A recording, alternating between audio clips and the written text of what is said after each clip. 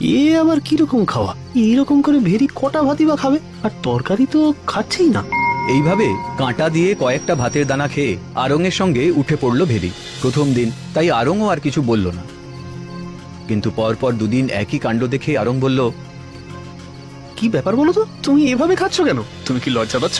না না, লজ্জা কিসের? তাই তো, মাত্র কয়েকটা ভাতের দানা ছাড়া কিছুই তো খেলে না। আমি বরাবর এরকমই খেয়ে থাকি। এইভাবে খেলে তো তুমি অসুস্থ হয়ে পড়বে।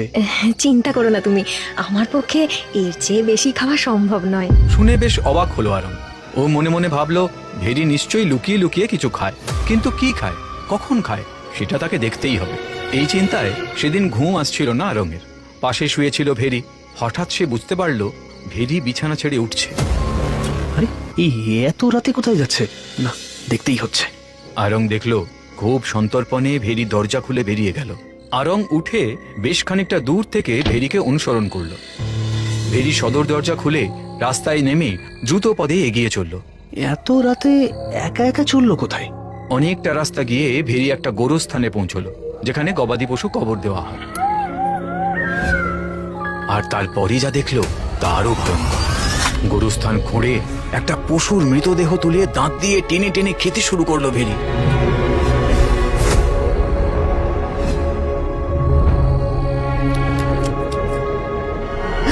ও বাবা, এ তো মানুষ নয়, পিশাচ!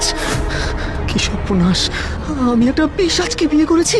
ও যদি আমাকে দেখে ফেলে তাহলে আমাকেও... না না, আমাকে পালাতে হবে, পালাতে হবে, পালাতেই হবে। কোনো কিছু না বলে দৌড় দেয় আরং। ঘরে ফিরে অপেক্ষা করে বউয়ের জন্য। ভেরি বাড়ি ফিরতেই জানতে চায়, তুমি এত রাতে কোথায় গিয়েছিলে? বাইরে হাওয়া খেতে। মিথ্যে কথা! এত রকম খাবার ফেলে তুমি রাত্রেবেলা পচা গলা মাংসের জন্য ছুটে গেছিলে গোরস্থানে।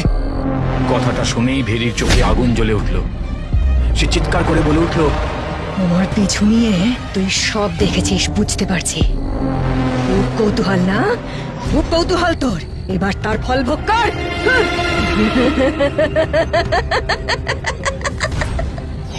এই বলে হাতে একটু জল নিয়ে বিড়বিড় করে মন্ত্র পড়ছে দেখে আরং দরজা খুলে পালাতে যাবে, অমনি সেই মন্ত্রপুত জল এসে পড়লো আরঙের গায়ে। আর আরং কুকুর হয়ে ঊর্ধ্বশ্বাসে ছুটে বেরিয়ে গেল ঘর থেকে।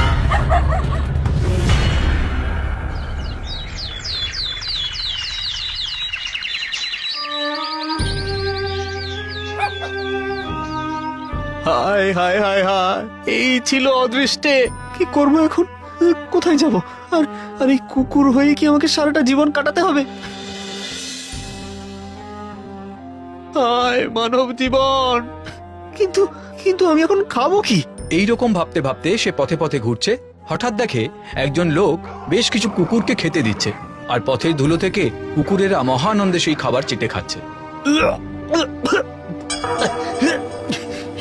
না না না না, আমি এভাবে কিছুতেই খেতে পারবো না। তাহলে তাহলে কি আর আমার খাবার জুটবে না? হঠাৎ কোথা থেকে একদল কুকুর এসে আরংকে তাড়া করলো। ভয়ে লেজ গুটিয়ে প্রাণপণে দৌড় মারলো আরং, আর দৌড়ে ঢুকে গেল একটা রুটির দোকানে। মালিক কি বুঝলো কে জানে, অন্য কুকুরদের তাড়িয়ে দিল। দোকানদার হয়তো ভাবলো কুকুরটি আশ্রয় প্রার্থনা করছে, তাই মায়াবশত তাকে তাড়িয়ে দিল না, বরং দোকানে রুটি খেতে দিল। আর মনে মনে ভাবলো, দেখে মনে হচ্ছে কুকুরটা খুবই ভদ্র, কোনো খাবারেই তো মুখ দিল না। থাক এখানেই, দোকানটা পাহারাও দিতে পারবে। সেদিন রাতে দোকানে রুটি কিনতে এলো বছর 25 সুন্দরী তুরি। তার চোখ পড়লো আরঙের দিকে। আরঙও তাকিয়ে আছে তুরির দিকে। তুরি মিটিমিটি হাসছে। ও হাসছে কেন? আচ্ছা, ও কি বুঝতে পারলো যে আমি মানুষ? সেটা কি করে সম্ভব? উফ, এই পৃথিবীর সব সম্ভব অসম্ভব আমার গুলিয়ে যাচ্ছে। রুটি নিয়ে দাম মিটিয়ে ইশারায় তুরি ডাক দিল আরংকে। আরংও দোকানিকে লুকিয়ে চুপি চুপি তুরিকে অনুসরণ করলো। একটা বিশাল বাড়ির কাছে এসে চুপ করে দাঁড়িয়ে গেল আরং। কি হলো? দাঁড়িয়ে গেলে কেন? এসো, বাড়ির ভেতরে এসো। হ্যাঁ হ্যাঁ, আমি বুঝতে পেরেছি তুমি কুকুর নও, কুকুর বেশি মানুষ। তোমাকে এখানে নিয়ে এলাম তোমাকে মানুষ করে দেব বলে। এসো এসো এসো। আরং তখন তুরির পিছনে পিছনে লেজ নাড়াতে নাড়াতে ঘরে ঢুকে গেল। এবারে তুরি একটা মন্ত্র পড়ে আরঙের গায়ে সেই মন্ত্রপুত জল ছিটিয়ে দিতেই আরং কুকুর থেকে আবার মানুষের রূপে ফিরে এলো। তুমি যেই হও, তুমি আমাকে নতুন জন্ম দিলে, আমি আজীবন তোমার কাছে কৃতজ্ঞ থাকবো। এবার তোমার ঘটনা বলো, কিভাবে তুমি কুকুর হয়েছিলে? আরং ভেরি সমস্ত ঘটনা তুরিকে আগাগোড়া বলল। শুনে তুরি বলল, ভেরিকে আমি জানি, আমরা দুজনেই জাদু করি। আমার চেয়ে ভেরির ক্ষমতা অনেক কম, সেজন্য ভেরিকে বড় ভয় করে। জাদুবিদ্যা ছাড়া আমরা দুজনেই প্রেতবিদ্যা জানি। আমি সৎভাবে সাধারণ গৃহস্থ জীবন যাপন করছি, কিন্তু ভেরি প্রেতেদের সাথে মিশতে শুরু করে এবং মৃতদেহ ভক্ষণে অভ্যস্ত হয়ে পড়ে। যাই হোক, এই নাও, এই মন্ত্রপুত জল ওর গায়ে ছিটিয়ে দেবে, তাহলেও একটা ঘোড়া হয়ে যাবে। আর শোনো, এই জল কিন্তু সঙ্গে সঙ্গে ফেলে দেবে, তাহলে ও আর মানুষ রূপে ফিরে আসতে পারবে না। তবে হ্যাঁ, ভেরির বাবাও একজন জাদুকর, সে মেয়ের অবস্থা জানতে পারলে তোমার অনিষ্ট করার চেষ্টা করবে। সর্বনাশ, তাহলে কি হবে? চিন্তা করো না, তার গতিবিধির উপর আমার নজর থাকবে। কিন্তু ভেরির বাবা তো থাকে ভিন দেশে, তার গতিবিধির উপর তুমি নজর রাখবে কি করে? আমাদের পক্ষে সবই সম্ভব, সাবধানে থেকো। আরং সেই মন্ত্রপুত জল নিয়ে বাড়ির দিকে যাত্রা শুরু করল। বাড়ি পৌঁছতেই তাকে দেখে ভেরি ভীষণ ভয় পেয়ে গেল। কি তুমি তুমি মানুষ হলে কি করে? জাদু কি শুধু তুমিই জানো? তোমার হাতে ওটা কিসের জল? হ্যাঁ, ফেলে দাও, ফেলে দাও বলছি, ফেলে দাও ওটা। এরপর ভেরি আরঙের দিকে তেড়ে আসতেই আরং খানিকটা জল ভেরির গায়ে ছিটিয়ে দিল, আর সঙ্গে সঙ্গে ভেরি একটা সাদা ঘোড়ায় পরিণত হলো। সঙ্গে সঙ্গে সেই মন্ত্রপুত জল আরং ফেলে দিল মাটিতে।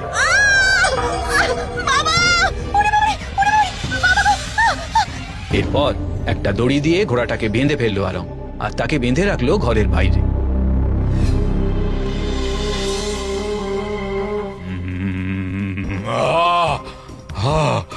ভেরি, আমার মেয়ে, কাঁদিস না, কাঁদিস না। কার এত বড় সাহস যে তোকে ঘোড়া বানিয়ে দিয়েছে? তুরি, তোকে আমি শেষ করে দেবো তুরি। কিন্তু না, তার আগে আমার জামাই আরং। কাঁদিস না মা, কাঁদিস না, আমি আসছি। চিন্তা করিস না মা, তোকে আমি আবার আগের রূপে ফিরিয়ে আনবই। তার আগে তোর স্বামীকে গোপনে শেষ করতে হবে, তারপর তুরির শক্তি ক্ষয় করতে হবে, নইলে সারা জীবন তুই এই রূপেই থেকে যাবি মা। কাঁদিস না মা, আমি আসছি মা, আসছি।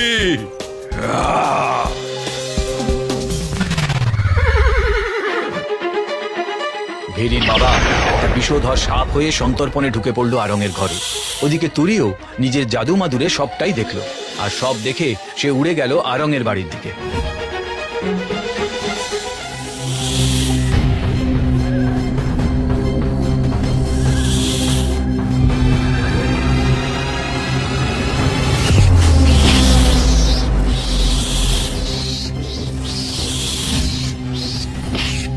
ভেরির আত্মচিৎকারে ঘুম ভেঙে যায় আরঙের। বিছানার পাশে নেউলকে দেখে ভয়ে ধর্মড় করে উঠে বসে আরং। ভয় পেও না, আমি তুরি। তুমি এই রূপে এত রাতে? না হলে যে ভেরির বাবা তোমায় শেষ করে দিত। মানে? ওই দেখো। সাপ? না, এ তো ভেরির বাবা। হ্যাঁ, বিষধর সাপ হয়ে তোমাকে ছোবল মারতে এসেছিল, তাই তো আমাকে নেউলের রূপ ধারণ করতে হয়েছিল ওনাকে হত্যা করার জন্য। তোমার এই উপকার আমি আজীবন মনে রাখবো। কেমন করে শোধ দেবো ইরিন? সে তো তুমি জানো। দেখো, আমি চাষি, সাধারণ গৃহস্থ, কি দেব তোমায়? আচ্ছা, সব ভুলে তুমি আমার সঙ্গে থাকবে? তুমি আমাকে বিয়ে করবে? এমন একটা সুন্দর স্বাভাবিক জীবনই তো আমি চেয়েছিলাম, তুমি আমার মনের কথাটাই বললে আরং। এরপর আরং আর তুরি মিলে কাটাতে থাকে এক সুন্দর সুস্থ জীবন। একটি ফুটফুটে সন্তানও হয় তাদের, তার নাম রাখে আরি।